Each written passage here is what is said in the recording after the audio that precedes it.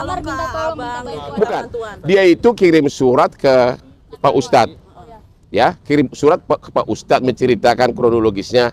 Pak Ustadz terus minta tolong saya, tapi kan saya belum mengerti kasusnya, jadi saya nggak, saya hanya posting, tapi mengerti, saya belum bisa berbuat apa-apa karena saya nggak ngerti kasusnya. Itu aja. Jadi si Pak Ustadz minta tolong saya agar bersuara. Ya saya bilang, saya hanya bisa dulu hanya sekedar memposting, tapi untuk mengerti substansi saya nggak bisa komen karena saya nggak ngerti kasusnya gitu loh. Saya kan bukan seperti si Rasman main gitu ya. Tapi kan kasusnya soal ini, Bang. Saya nggak ngerti kasusnya, don't ask me. Gua nggak ngerti kasusnya. Apapun gua nggak ngerti kasusnya, gua nggak mau ngomong.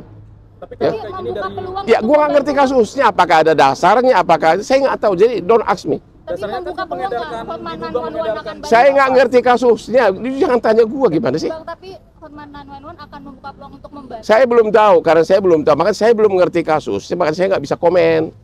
Apalagi ini kan narkoba. Saya karena persahabatan dengan Pak Ustadz ya saya posting, tapi detailnya saya nggak tahu, jadi nggak bisa komen. Ya, udah. Tapi ada komunikasi sampai sekarang sama Ustadz? Apa? Ada komunikasi sama Ustadz Dery nggak? Apa? Ada komunikasi. Oh, baru sekali telepon, habis itu belum ada. Berarti Ya. jawaban Abang Ya saya bilang saya hanya posting, saya pelajari dulu, oke? Berarti belum.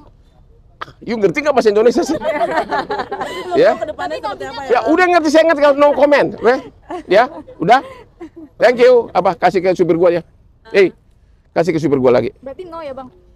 Gua nggak bilang mau. Dah. Sedih kok bacanya. Jadi ketika ada kesempatan untuk bela diri, si Amar didampingi pengacara juga nggak boleh.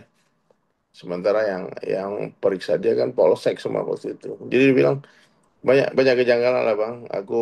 Maka aku minta perlindungan hukum kemarin ke Bang Hotman Paris, ke semua pengacara, kepada orang-orang yang punya kekuasaan untuk bisa membantu bantuan hukum biar Amar tidak dizolimi gitu loh. Dapat proses hukum seadil-adilnya. Gitu bang. Tapi untuk surat pucuk itu berarti Pak Ustadz dapatkan langsung dari Amar, Amar berikan langsung melalui Pak Ustadz. Enggak. Dokter K yang antarin ke tempatku. Oh gitu. Ya terus mungkin ya Pak Ustadz kan pernah jenguk gitu waktu di lapas masih di Jakarta Pak Ustadz. Mungkin apa sih Pak Ustadz yang Pak Ustadz lihat waktu itu akhirnya bisa sampai diduga ya memakai lagi. Amar nggak pakai bang. Amar udah sembuh total bang.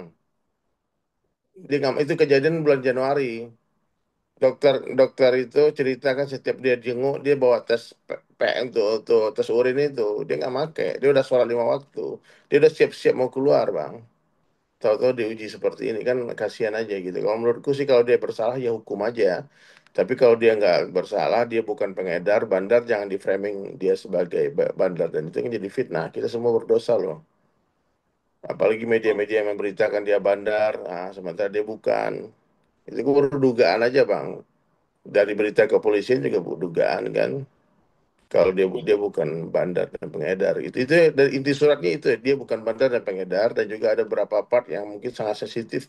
Aku belum publish surat itu karena ada pemerasan dari oknum minta duit dengan nominal yang besar dan sebagainya. Aduh, ya orang-orang nggak takut sama Allah ya. Sekarang bingung juga aku loh. Duit aja. Oh, oknumnya itu meminta duit kepada Amar Pak Ustadz maksudnya. Apa? Kenapa? Oknum tersebut minta duit kepada Amar Ya gitu di surat itu Amar menulis kronologis. Kalau dia dimintain duit kalau mau udah dipermasalahkan ini. Itu kan aku ketemu Amar kan berapa bulan yang lalu, kejadian bulan Januari. Betul selama bulan itu sudah nggak ada masalah kan. Tahu-tahu sekarang diviralkan, terus proses pemindahannya pun difoto, dikontenin kan nggak lucu itu kan udah udah melanggar SOP itu loh. Menurutku sih selama ini orang dikirim ke Nusa Kambangan kan nggak ada yang difoto-fotoin, emang nggak ada yang diviralin, gitu. Tapi Pak Ustadz mungkin apa yang membuat Pak Ustadz yakin gitu Amar sudah tidak memakai lagi? Mungkin waktu pertemuan di Pemakai itu kelihatan bang. Jakarta itu. Pemakai itu kita kan orang lama bang. Teman-teman pemakai itu kelihatan dari kantong matanya, dari wajah-wajah yang kusam. Amar tuh bercahaya, Bang. Dia sholat 5 waktu.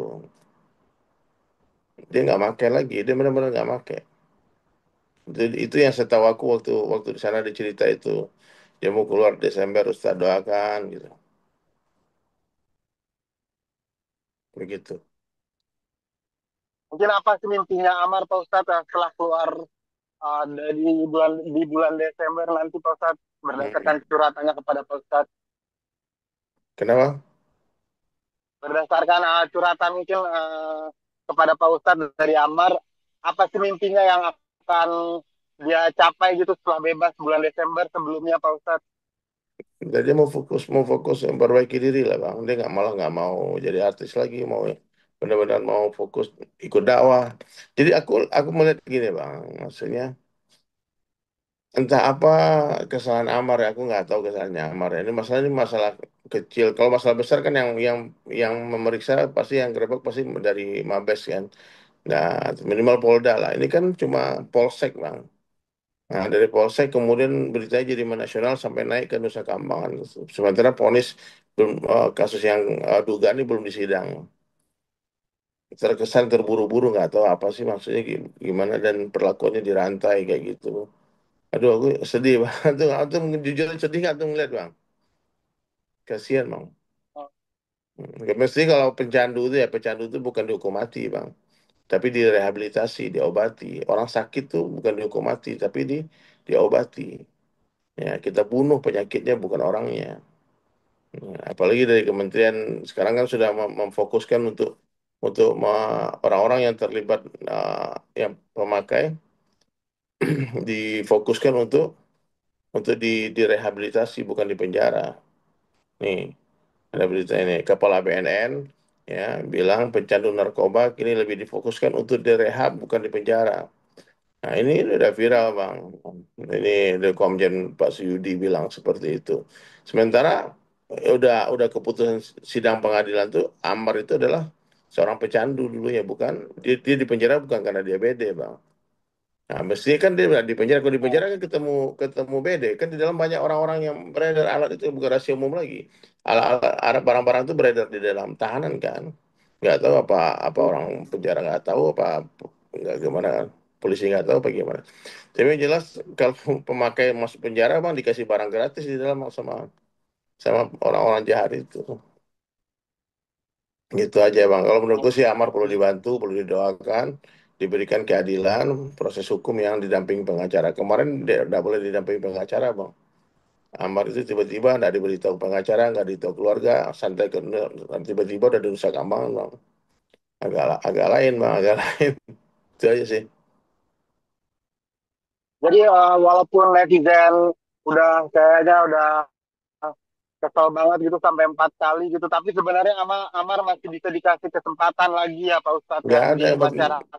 Kan yang terakhir ini kan belum pasti juga, Bang. Masih dugaan, Bang. Kita netizen Oh ya, cepat-cepat terpancing juga. Aku juga terpancing kemarin, emosi juga, Bang. Aku pikir benar, ternyata pas dikirim surat, aku baca kan, baca Bismillahirrahmanirrahim. Kan aku udah kirim tuh suratnya tuh, mau di post di mana-mana.